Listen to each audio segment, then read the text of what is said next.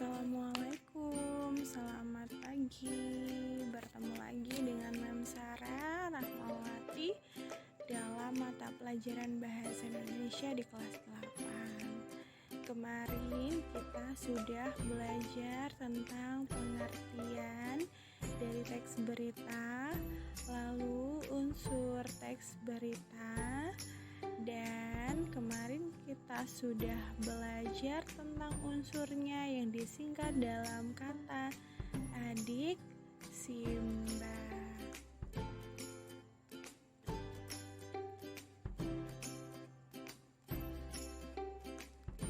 Lalu apa sih materi yang akan kita bahas pada video kali ini?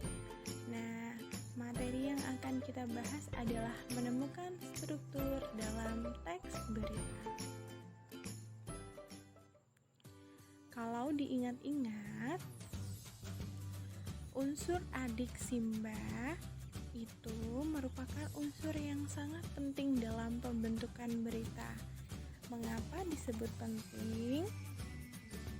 Karena keenam pertanyaan tersebut ditempatkan di bagian awal pemberitaan yang kemudian disebut sebagai unsur-unsur berita. Bagian ini disimpan pada struktur berita yang ada pada bagian awal. Nah, susunan dari unsur-unsur berita tersebut bisa variatif. Misalnya, bisa didahului dengan penyajian apa, diawali dengan kapan, pertanyaan bagaimana, dan lain-lain. Nah, lalu ada apa saja struktur dalam teks berita tersebut? Struktur dalam teks berita terbagi atas 3, yaitu kepala berita, dan yang kedua itu ada tubuh berita. Yang ketiga itu ada ekor berita. Mari kita simak penjelasannya.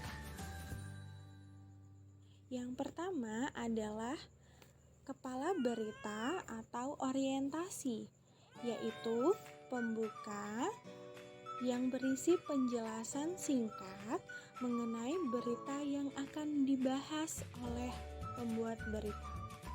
Yang kedua adalah tubuh berita atau peristiwa, berisi proses kejadian dari awal sampai akhir berdasarkan peristiwa yang terjadi dan menjelaskan tentang fakta.